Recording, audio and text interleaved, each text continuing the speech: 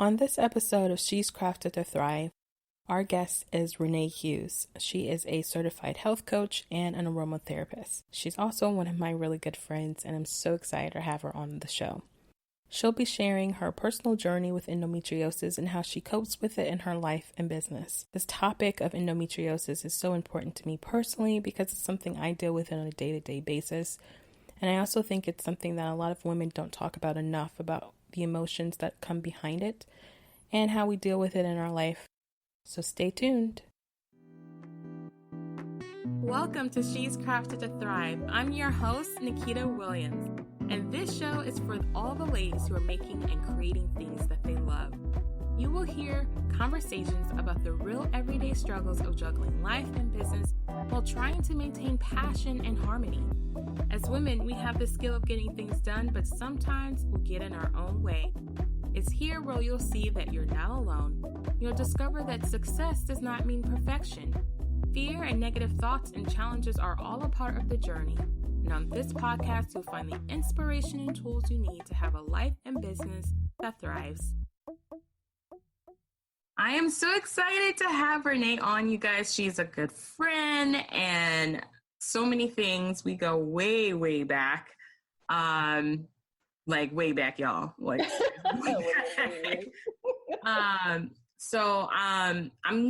I'm gonna just let her introduce herself real quick, because as you heard in the intro, a little bit about what she's doing, but let's hear from Renee Hughes and we'll see what she's got to tell us. Yay! Thank you, Nikita. I'm so excited about this. I'm so proud of this young lady, you guys. Yeah, she's right. We've gone way, way back. I've watched her grow up, which means, yes, I'm old. She's so beautiful and mature and's got everything together, and it just makes me feel like, when did all this happen? So it's crazy. But so I'm Renee Hughes, and I am a certified holistic health coach. I'm an aromatherapist, and I run a program for women, specifically for women that have chronic issues. I myself have endometriosis. And yeah, that's what I do. I have a membership program that I help coach people through a variety of things, pain management, and the emotional stuff that happens. So that's kind of my gig. Yeah. So a little back history on me and Renee. As she said, see, I wasn't going to call that out. I wasn't going to say that you watched me growing up and all that stuff. But since you brought it up, yes. I got to say it. I got to own it. My grandparents and my parents, we are all close. Renee has seen me since I was a kid, grown up, then I got married, but you got married and then you were doing volunteer ministry work. So we kind of just disconnected that way. You know, we knew we were still around and still knew each other, like your sister and stuff like that. So, but now we reconnected because obviously life, but really because of our mutual suffering of endometriosis and things that we do. And she reached out to me to just share with me some things that were helping her that at the time I didn't think for myself would do anything for me, but I tried it and it's completely done that. And it's not only helped my health, it's rekindled our friendship, and we talk all the time. It's just been really nice to reconnect. Mm-hmm.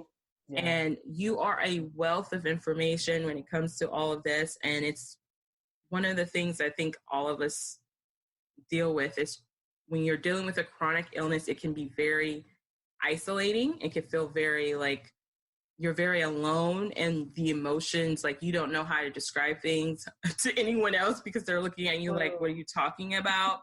And I know for me, even my husband, Maurice, will say, I'm so happy that Renee's in your life because you can talk to her and she can talk to you. And it's like y'all are in a different language when it comes to talking about what hurts and what doesn't hurt and how does that correlate with your everyday life and just phrases. I think one time we were boxing and you said something and I was like, oh my gosh, that's exactly how I feel. Those are the words. Exactly. Here it was. You said, I don't know if you know how it feels to be nauseous to your toes. You feel like you're nauseous to your toes. And I was like, oh my gosh, I do know what that feels like because I feel like that all the time. Love it. Yeah. So It is. It's something when you're in a community like that, it's just to have other people understand means everything because it's isolating. It truly is. yeah. So I wanted to, obviously this is a common thread for anyone that's in a business who's dealing with chronic issues, but I wanted to talk a little bit about your story, about how you've kind of gotten to where you are now, to kind of find some kind of normalcy with dealing with what you deal with, and some tips and inspiration along the way. So if you could just tell us a little bit about the struggle or the story about, what is your endometriosis story, I guess? What is that? Okay. Well, I guess the first portion of it comes with, and I think this is all of us as well, is first finding out what was wrong with me. Mm-hmm. I always had digestive issues. I still don't really know at what age the endometriosis kicked in. There were some grumblings about it way back when I was 19. But then fast forward many years later, it was like, no, you've got fibroids. No, you've got cysts. No, you've got, this and that. So the first portion of a struggle for me was just saying, why do I feel this way?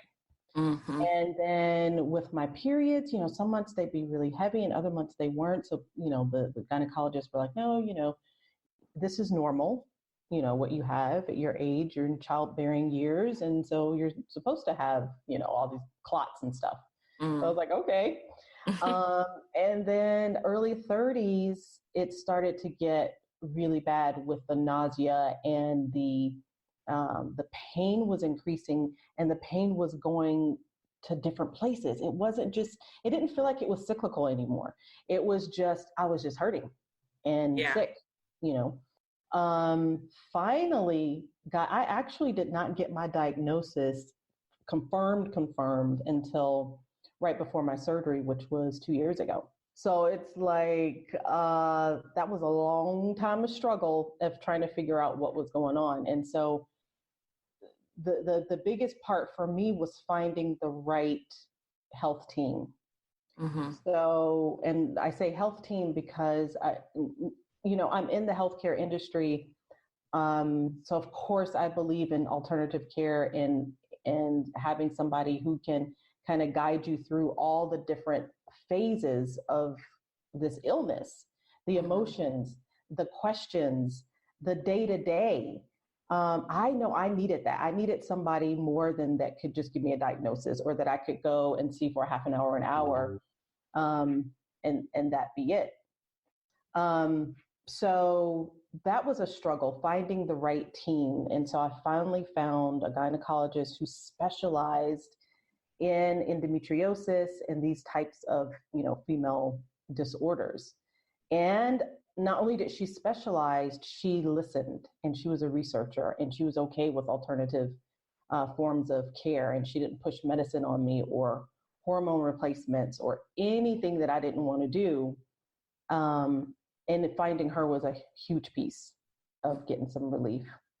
And even prior to that, just dealing with the symptoms, my holistic care background helped me a whole lot. And then I found essential oils, which completely changed the game for me. And it helped me to balance my hormones. It helped me to manage symptoms. It helped me mentally. It definitely helped with the nausea. I rarely get it anymore.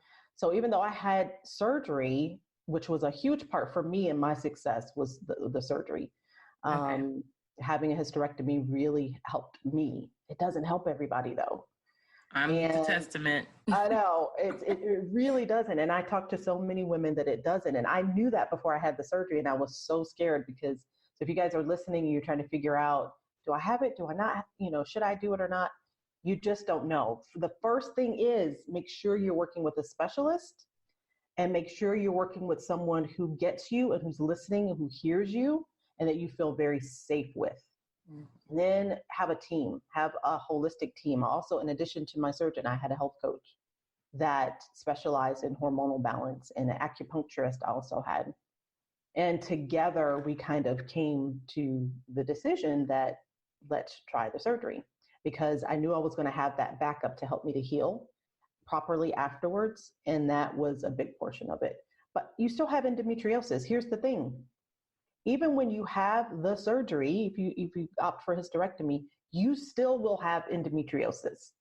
So that's why some people are like, what, should I do it? Should I not? And I went through that because I was like, I'm still going to have it. And the specialist told me that. So I do have symptoms periodically, but it's nothing like it was before, prior to the surgery. And I'm able to balance those and deal with them. So I have way fewer down days, in the bed days where you cannot get up days.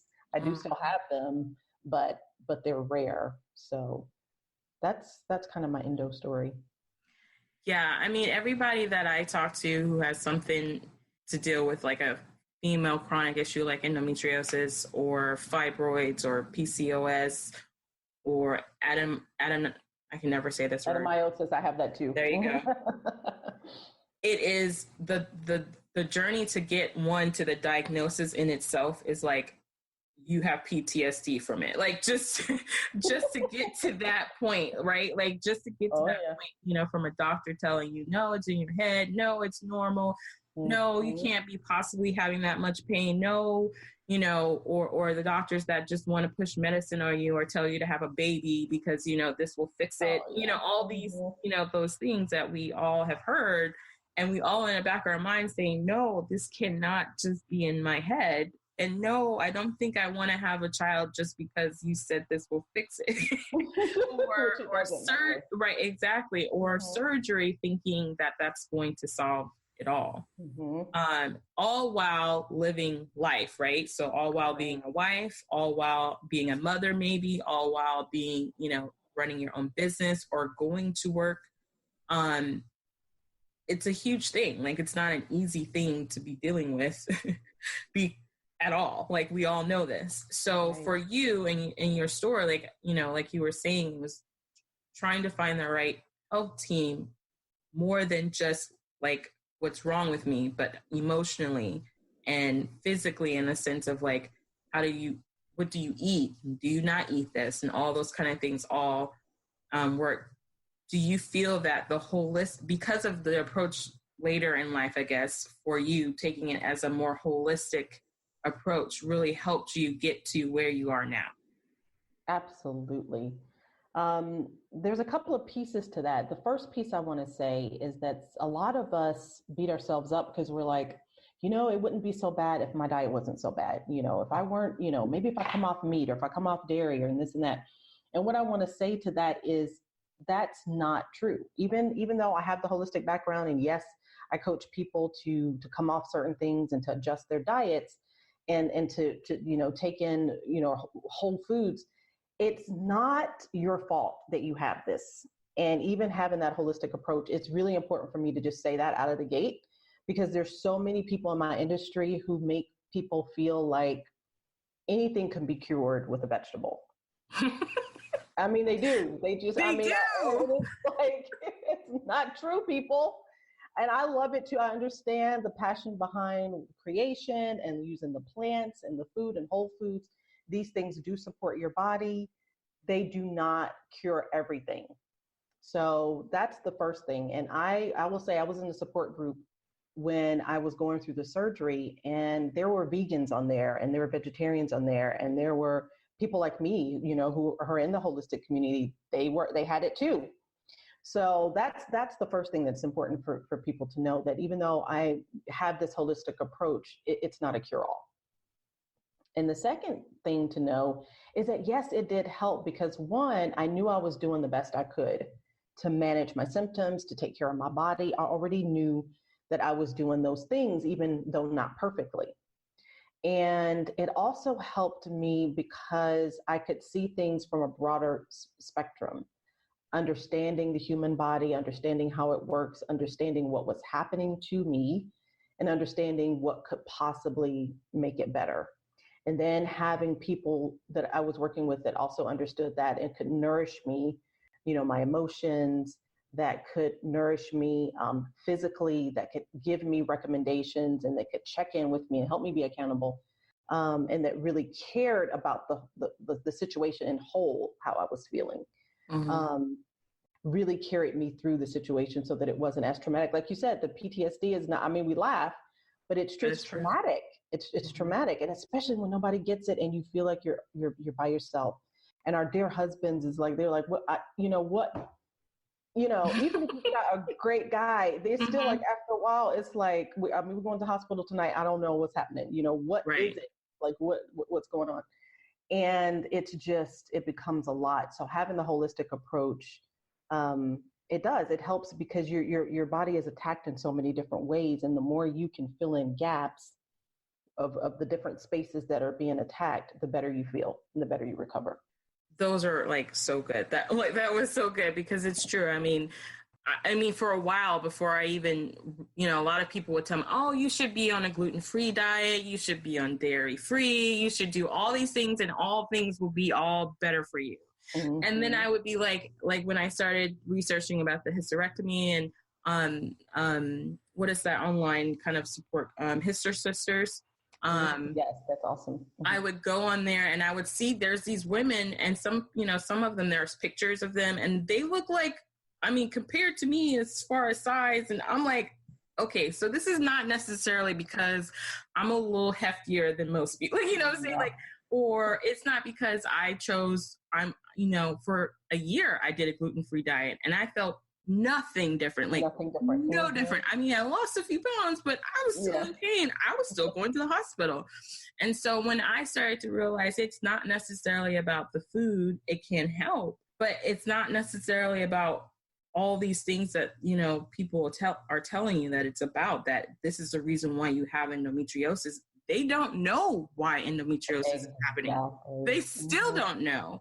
So the idea that you can solve a problem without understanding why it began in the first place, you can't say that a vegetable is going to fix it. You can't say a wheat allergy is going to fix it. Like, you just can't. And our bodies are all so different. Like, you and me are like, your experience with endometriosis is completely different from my experience in a lot of ways, but very similar in a lot of ways too. But our bodies respond differently. For you, you had the surgery and it worked really well for you. And for me, I'm a year and 2 months in, and I'm like, yeah, I don't think that did much for me. Like, I don't think that did much for me. Outside of the obvious things of having like a cycle every month, like a period, I still deal with the pain. I still have the cramps, like I'm on it. The only thing is confusing in my brain and my body is like, you don't see blood. Right. That's the only thing. It's a whole different situation. So it's so nice to hear someone in the health profession to be like, look, it's not really necessarily you eat a vegetable and it's going to be fixed. Like, because that is not the mainstream way of thinking about it. It's very the opposite. Right. So thank you. You're welcome. It's true. It's funny. We hear it so much. They're like, okay, get to the root cause, and all that's true. You want to do the best you can to help your body heal, but it's not necessarily going to get rid of 100% of everything. You've got to take it in sections. And like you said, everybody's different, and see what's going to fit for you. And sometimes it takes a couple of stabs at it to even get a little bit of balance.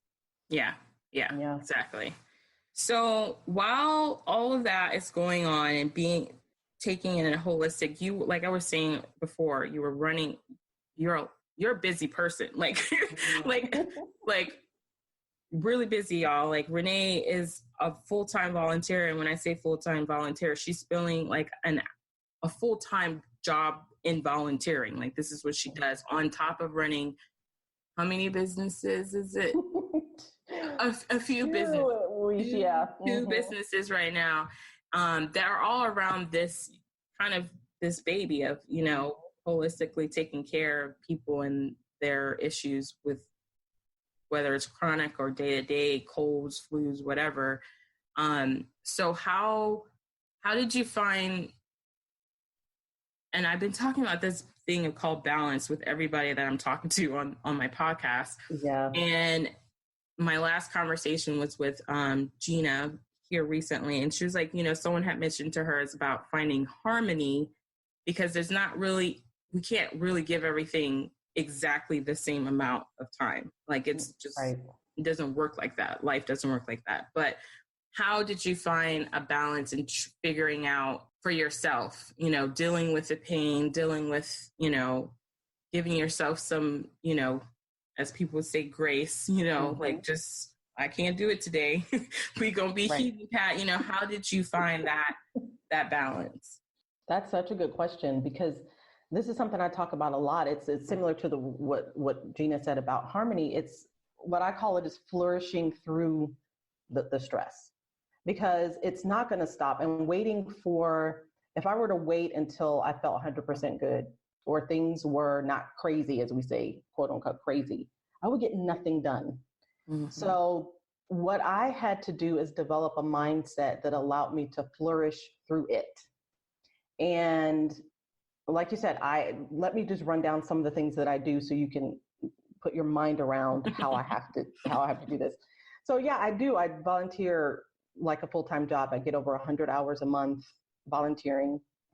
I have a project that I work on with my husband called Couples in Business, where we teach other couples to do what we do, to have these businesses and not drive each other crazy, and not, you know, and be able to flourish through the madness. But what I had to do, and then I have my baby, which is the aromatherapy. So that's my heart language right there.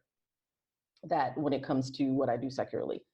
But what we had to do was adjust. So you can't do every single thing. So for the project, even though there are people coming to me for business coaching and questions and stuff, we had to say, you know what? I do business coaching twice a year. I just do it twice a year. I do it in the like around January and then the summer, and that's it. I can't do it all the time. So you have to shift your focuses sometimes. You can't do everything. You can't give everything 100% of the time. And so how I wrap my mind around that is I schedule, and I'm not a regimented person. You know, some people are just good like that. Like they say they're going to do something, they set a schedule and they stick to it, and they're just, that's not me.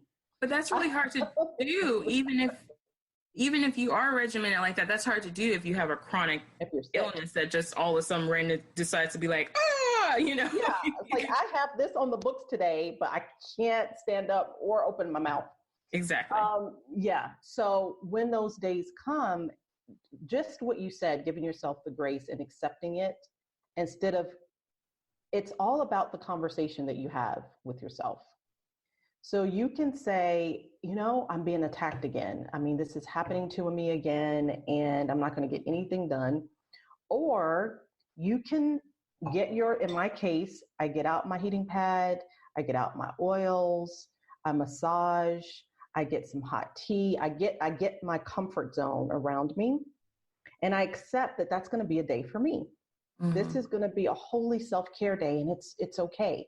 And when you accept that this is a day for you, this is a day your body's talking to you, it's telling you it wants some care, give it that care. I look at it like a baby who's crying and saying, I want some attention, you know, and you don't get mad at the baby and say, just shut up. Well, maybe I don't know, I'm not a mom. I don't know what mommies do.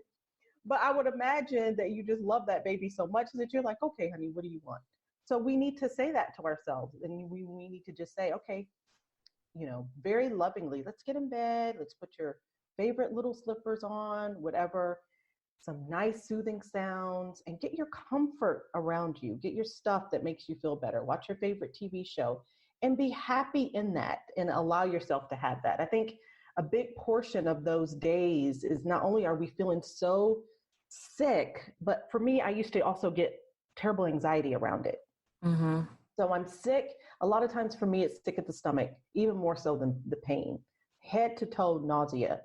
Just can't lift myself up out of the bed, nausea. And weakness, like I would feel like I was going to die. Like if I go to sleep, I'm not going to wake back up. That's how I would feel, and I still get that sometimes. So with that came a lot of anxiety. Am I going to die? Should I go to the hospital? Do I need to get my affairs in order? Like go through all of that. Yes. And so there's all this anxiety around it. What's my family going to do? Well, why is this happening to me? All these conversations you have. So if you can shift that conversation to, I'm okay, I'm safe, I'm not going to die today. And even if I do, I have done everything I can possibly to comfort and nourish and take care of myself. And even that's okay. Everything is okay. And so when I was able to shift that conversation, I do a lot of deep breathing and essential oils to help me get to that place mentally. I can make it through the nausea. I can make it through that weird feeling that I don't know what's happening, to me. And I'll massage and I'll do it every couple of hours and I'll go ahead. I used to be afraid to fall asleep because I didn't know if I was going to wake up. Mm-hmm. And now I allow myself to do that. I'll fall asleep and then I'll wake up and I say a prayer, grateful that I'm still here. And if I'm able to eat something, then I eat something. So it's really just about taking those days and accepting that we're in that day. And honestly, I still get a lot of work done on those days. If I can prop up and get my computer, and ladies, never put your computer on your laps. Never, ever, ever. Always have a stand or something blocking radiation and everything that comes out of your computer from laying on you. But I prop myself up and get my computer on, and I will go through my to-do list and I'll just say, what do I feel like doing today out of my entire to-do list? And then I'll do some of it. I'll do what I'm able to do, even if I have to kind of force myself a little bit. I'll do some things off of that list because I'm laying there sick anyway. It's not going to, you know what I mean? So I try to get something else. Maybe it's some study, maybe it's listening to something uplifting, but I get something done. If I'm not asleep, which is good too, to go ahead and sleep, then I will prop up periodically through the day and get a couple of things done. Yeah. Those are really good suggestions and tips too. I mean, just taking that time to not drive yourself in more angst, right? Of thinking like, why am I not? Why is this happening to me? Why can't I do what I want to do? All that stuff. It takes up a lot more energy. Then you don't even have the energy to be doing all that. Like you really don't. And I do know just from connecting, I think for me personally, just connecting with people like you, and just being more like open about what's happening instead of feeling like it's like some kind of taboo thing that nobody should know about because it's like I've done something wrong. Like I didn't do nothing wrong. I didn't ask for this. Trust me, if I could give it to like the sky, it can have it. I don't. Right. So I really appreciate you just giving your time to say, hey, this is okay. And this is what it's going to be. And if the inevitable of what we fear might happen, well, I've done everything I can because I know for me personally, I have gone through that conversation of I'm going to die tonight. I'm going to go to sleep and I'm not going to wake up in the morning. And that's a conversation that's really hard to have with yourself every time that happens to you. I mean, you either get really comfortable with death or you just get more anxiety every time something like that happens. Right. So I really appreciate that tip. And for me, taking those deep breaths and just trying to take it in and just take the moment for what it is and do what I can, not overdo anything. It makes it okay. It makes it better. It does. It really does. And then when you look back on the day, you can feel like, oh, well, it wasn't too much it wasn't a waste. It wasn't a waste of a day. I did something. Absolutely. And taking care of yourself is never a waste. And we need to get to the point where it's okay that we had a day in bed. Yeah. We might have several days in bed. It's never a waste to spend a day caring for yourself. Yeah. And so we really need to get there mentally and emotionally that it's okay. So what if you were to say to one of my listeners who is a creative woman and who is working physically, for instance, she's a photographer and she is, doing her business, she's meeting with clients, she's doing photo shoots, things like that. And she's dealing with chronic illness like endometriosis or fibroids or PCOS or not being able to sleep or chronic pain, anything.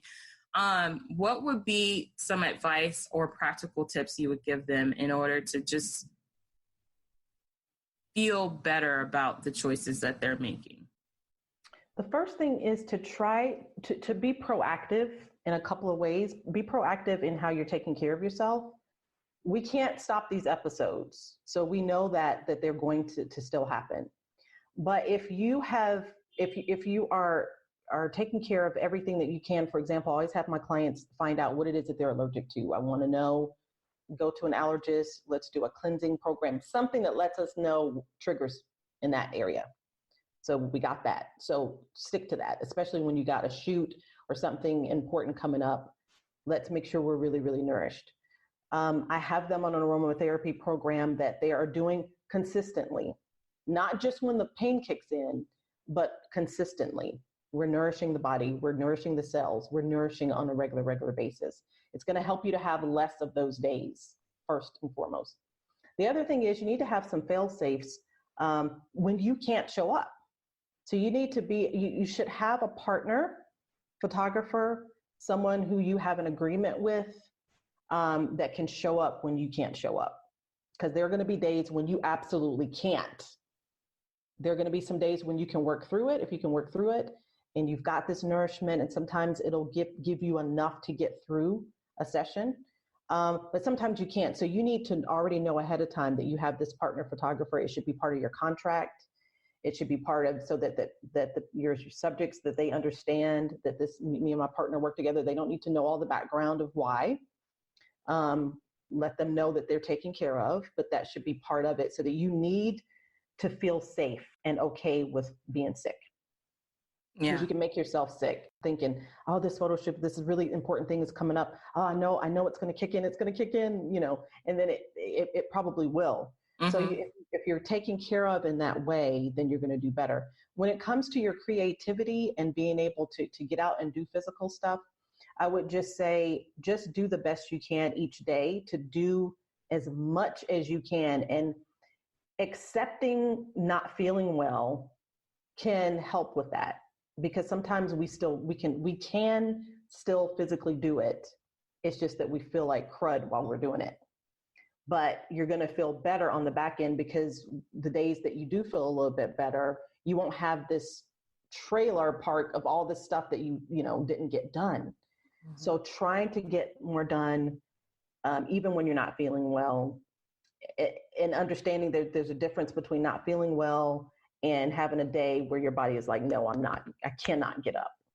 Right. So that you can honor those days when you cannot. When it's just that you're not feeling well, go ahead and try to get some stuff done. And then the last piece is get help. So you should have some kind of staff, a VA. If you're still building your business, there's plenty of people on Fiverr and Upwork that you can afford. But get some help. Don't try to do this whole thing by yourself. Yeah, I think those are all like really good tips, especially about the having like for shoots, if you have a shoot. My recommendation, just because of working with creatives and photographers for that, is get someone that you want to train. Let them be your prodigy. Let them be your intern, so that when that happens, you can give them this, because you've already spent the time. You spent the time. Yes. They know what you expect. They know your editing style. They know everything about who you are. That will take some time, but once you've done that, you have something built in. So you don't feel like you have to, give it to another photographer that doesn't know your editing style or your posing style. Mm-hmm. You have someone. It takes a little bit of, work behind the scenes to get to that point, but you can. So that's brilliant. Yeah. Yeah, that's a really good point.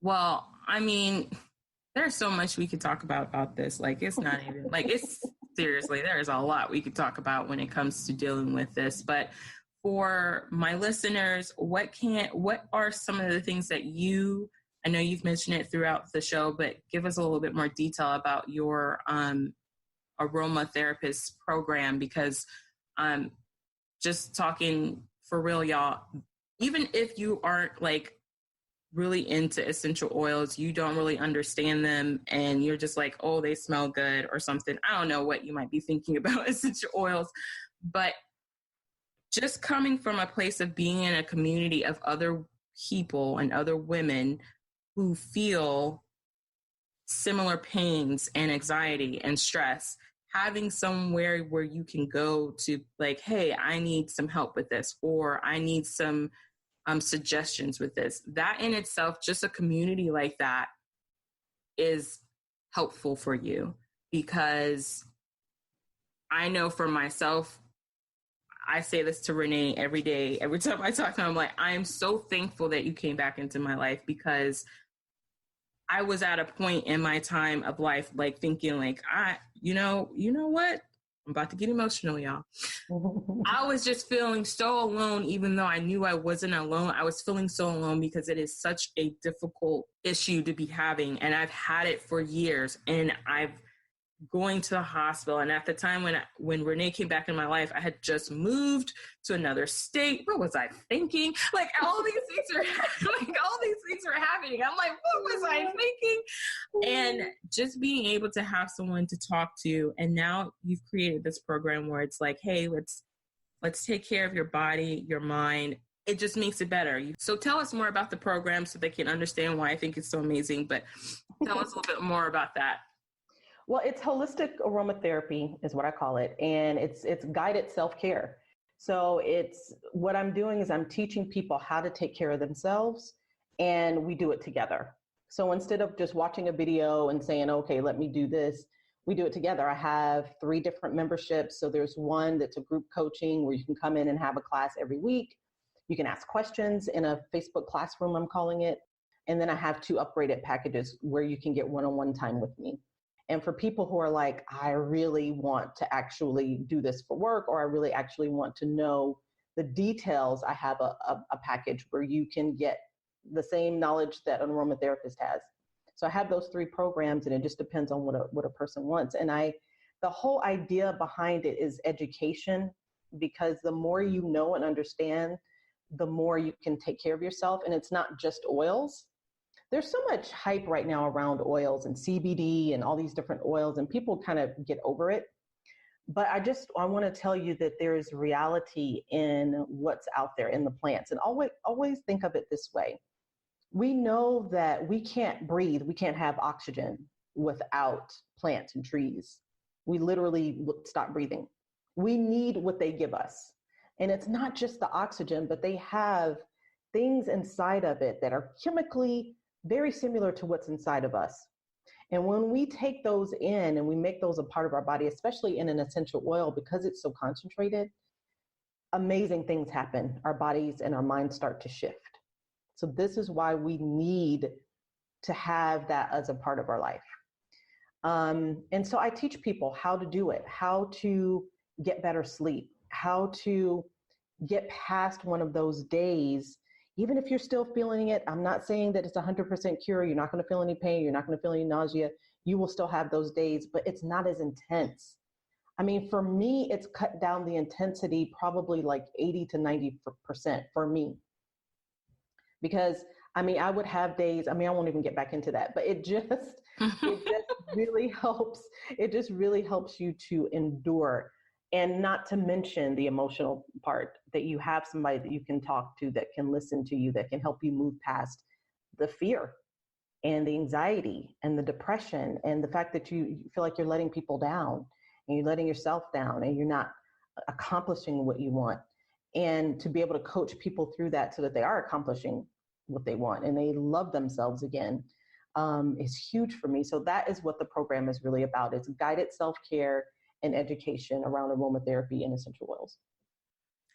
That was really good explanation. I don't think I've heard you explain it like that, but I like that. That was good. That's so true about the tree and everything. That was great. Yeah, it really is that way. And because there is so much information out there regarding essential oils and aromatherapy and holistic care, it can almost feel like everything is one size fit all. But what I like about your program is that it isn't. It's like, okay, let's see what works for you. Let's see what works for you, not just for your body, but also financially. Like, what's your budget? Your program is really affordable. It's not like crazy expensive. It's very affordable. So that's one of the things that I love about it. I would love to speak to that for a moment, because when I was going through this, and I had a holistic health coach, but I was paying her, gosh, I'm forgetting now, but it was like something like $100 and something per half hour. If I even sent her a question in email, I had to pay for that. Now, she was a specialist. She was great. She knows the same stuff that I know. But at the time, I wasn't there. And even if you are there, coaches need coaches. So I needed that outside. support. And I was determined that when I had my program, it was going to be something that people could actually afford to get the care that they need. Yeah, because yeah, that was a lot. That's a lot. It was insane. And I would be talking really fast when we would talk. And like, okay, let me just get these questions out, and it's crazy, and it's not a good system. Well, yeah. I want to thank you for being on the show on She's Crafted to Thrive. I think this is going to be an awesome episode for women like who are going through things like us. And thank you again. And tell us where we can find you, like online and all that, Josh, real quick. I can't talk real quick. I'm at thearomaspecialist.com. It's spelled aroma and then specialist, one word. And I'm on IG, The Aroma Specialist. All right, ladies, thank you for listening, and I hope this conversation inspired you. Be sure to subscribe and tell a friend. That's it on this episode. And yes, you are crafted to thrive.